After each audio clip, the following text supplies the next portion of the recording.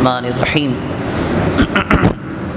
قال اللہ تبارک و تعالی الذین یؤمنون بالغیب ویقیمون الصلاة ومما رزقناہم ینفقون صدق اللہ العظیم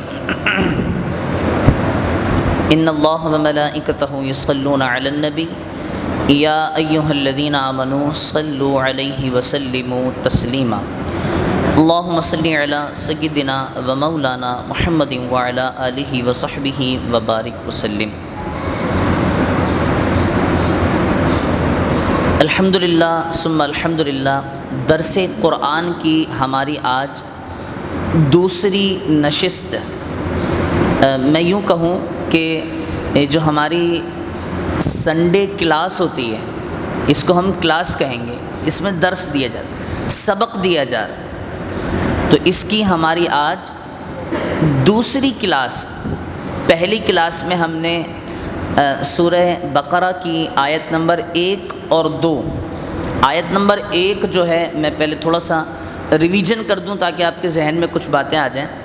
آیت نمبر 1 کے متعلق ذکر یہی ہے کہ الف لام میم، اس کا معنی مفہوم اللہ اور اس کا رسول جانتے ہیں۔ اب اس میں عقل کے گھوڑے دوڑانا یہ بھی جائز نہیں کہ یار پتہ تو کریں الف لام میم کا معنی ہے کیا، نہیں، بس اللہ اس کے رسول جانتے ہیں، یہ انہی کا کام ہے۔ آیت نمبر 2 ہم نے پڑھی تھی ذالک الکتاب لا ریب فیہ ھدی للمتقین، کہ یہ وہ کتاب ہے، قرآن کریم یہ وہ عظیم کتاب ہے کہ جس میں کسی قسم کے شک کی، شبہ کی گنجائش نہیں ہے، اور یہ وہ کتاب ہے جو متقین لوگوں کے لیے، ڈرنے والے لوگوں کے لیے ہدایت کی کتاب ہے۔ یہ ہم نے پچھلی کلاس میں آیت نمبر 1 اور 2 تذکرہ ہوا تھا، اور یہ بھی عرض کیا تھا ساتھ ہی کہ ھدی للمتقین اس قرآن کریم کے بالکل شروع میں اللہ رب العزت نے فرما دیا، اور وقتاً فوقتاً کہیں ھدی للناس، کہیں ھدی للمؤمنین، کہ وہ لوگ جو ایمان لائے ان کے لیے ہدایت ہے، کہیں فرمایا کہ سب کے لیے ہدایت ہے۔ تو وہ ہدایت کی جو کیٹیگریز اللہ رب العزت نے بنائی ہیں، وہ کیٹیگریز بھی ہم نے پچھلی جو ہماری کلاس تھی سنڈے کی قرآن کریم کی، ہم نے یہ ساری کیٹیگریز بھی ہم نے اس پہ توجہ دی تھی کہ بھئی کس کے لیے ہدایت کب ہے اور کون سی ہدایت ہے جو آخرت کے لیے منافع بخش ہے تو وہ کن کے لیے ہے، اور دنیاوی ہدایت جو حاصل کرتے ہیں صرف دنیا کا فائدہ حاصل کرنے کے لیے تو وہ کون لوگ ہیں، اور ان سے کیا کیا مراد ہے ھدی للناس، یہ ساری باتیں ہم نے پچھلے جو ہمارا درس تھا اس میں کی تھیں۔ آج آیت نمبر 3 الذین یؤمنون بالغیب ویقیمون الصلاة ومما رزقناہم ینفقون۔ پہلی آیت، دوسری آیت میں اس کتاب کی عظمت بیان کی گئی۔ اب جو دوسری آیت یعنی کہ آیت نمبر 3 ہے، 4 ہے اور 5 ہے، یہ تینوں آیتیں ایمان والوں کے لیے، پھر اس کے بعد الگ کیٹیگریز ہیں، منافقین کے لیے الگ آیتیں ہیں، 13 آیتیں مختلف کفار کے لیے، اس طرح کیٹیگریز بنائی گئی ہیں۔ اب جو 3 آیتیں ہم سماعت کریں گے، آج ایک آیت، پھر اگلی کلاس میں دوسری آیت، پھر تیسری آیت، یہ تینوں آیتیں ایمان والوں کے لیے۔ تو اللہ تبارک و تعالیٰ نے کیا فرمایا؟ الذین، وہ لوگ، یؤمنون، جو ایمان لاتے ہیں، بالغیب، غیب کے ساتھ، یعنی بنا دیکھے، پوشیدگی میں ایمان لے آئے۔ اب وہ بنا دیکھے والی چیزیں کون کون سی ہیں؟ الذین یؤمنون بالغیب ویقیمون الصلاۃ، پہلے ذکر ہوا قلبی چیز کا، ایمان لانا بالغیب، کہ غیب کی چیزوں پر ایمان لاتے ہیں۔ اب ذکر ہو رہا ہے عمل، پھر عمل کرتے ہیں۔ وہ عمل کیا ہے؟ یقیمون الصلاۃ، نماز قائم کرتے ہیں، نماز پڑھتے ہیں۔ ومما رزقناہم ینفقون، اور جو مال اللہ نے انہیں دیا ہے اسی کی راہ میں وہ مال خرچ کرتے ہیں۔ پہلی چیز جو ذکر کی گئی وہ اس کا تعلق ہمارے دل سے ہے، ہمارے قلب سے ہے، کہ بھئی وہ لوگ جو ایمان لاتے ہیں، کس چیز پر لاتے ہیں مولا؟ ان چیزوں پر جو چیزیں پوشیدہ ہیں، ظاہر نہیں کی گئیں۔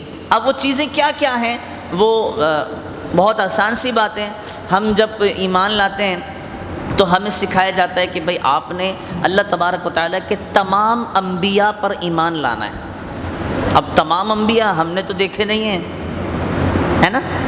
پھر بھئی آپ نے ایمان لانا ہے اللہ کے تمام ملائکہ پر، ملائکہ کو ہم نے دیکھا تو نہیں ہے، ہاں؟ پھر آپ نے ایمان لانا ہے جنت کے ہونے پر، جہنم کے ہونے پر، ہم نے یہ چیزیں دیکھی نہیں۔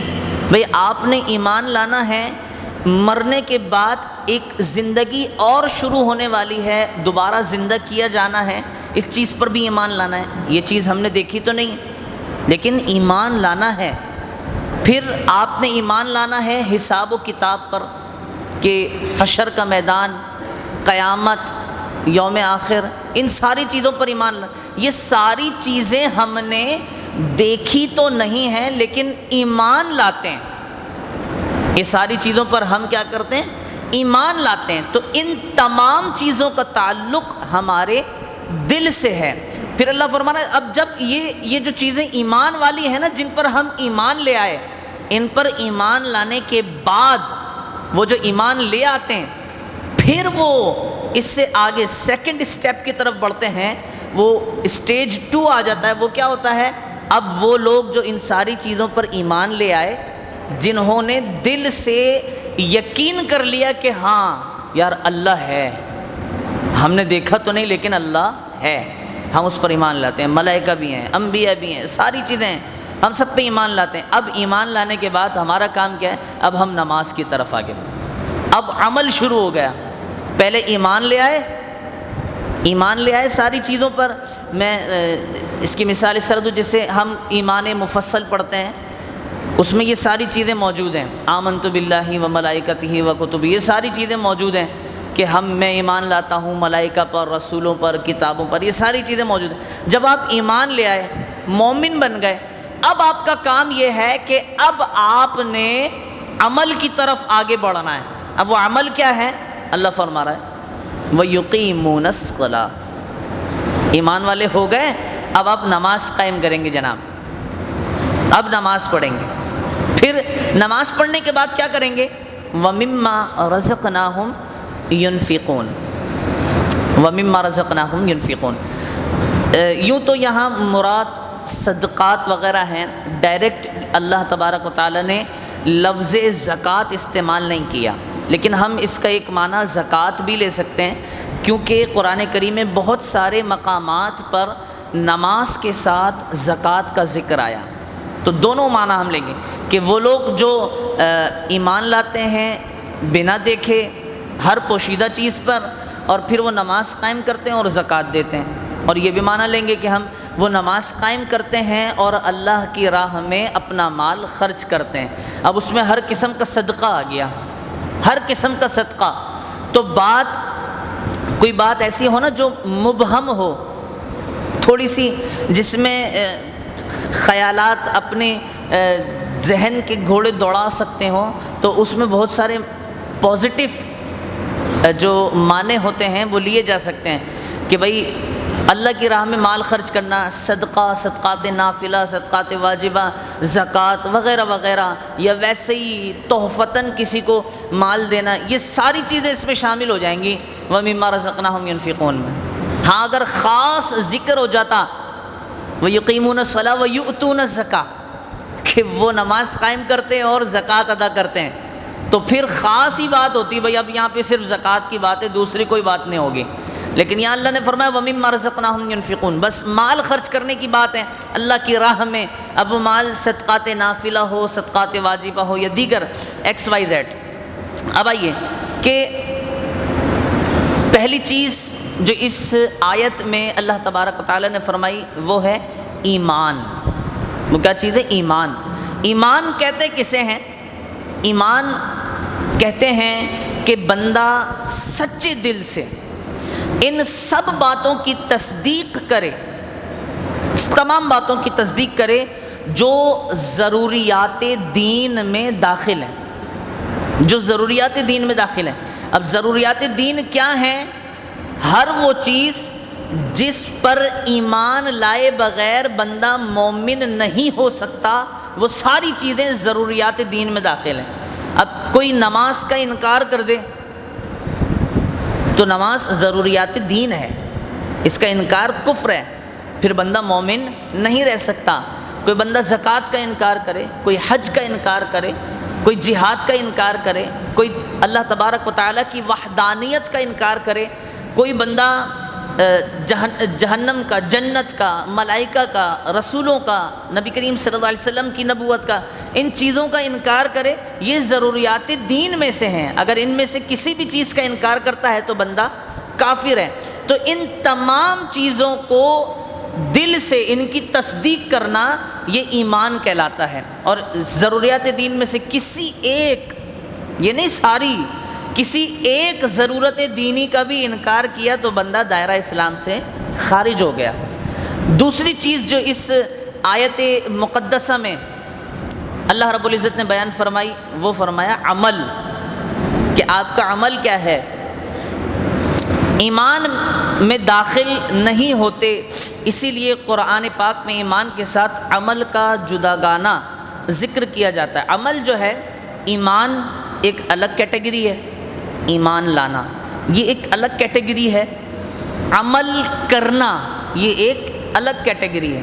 ایمان کا تعلق ہمارے دل سے، ہمارے قلب سے ہے، اور عمل کا تعلق ہمارے جسم سے ہے، ہمارے ظاہر سے ہے۔ تو اسی طرح عمل ایمان میں داخل تو نہیں ہوتے، اسی لیے قرآن پاک میں ایمان کے ساتھ عمل کا جداگانہ ذکر کیا جاتا ہے۔ جہاں بھی آپ دیکھیں گے نا، وہاں عمل الگ بتایا جائے گا اور ایمان الگ بتایا جائے گا۔ پھر جیسے اس آیت میں بھی ایمان کے بعد نماز و صدقات وغیرہ کا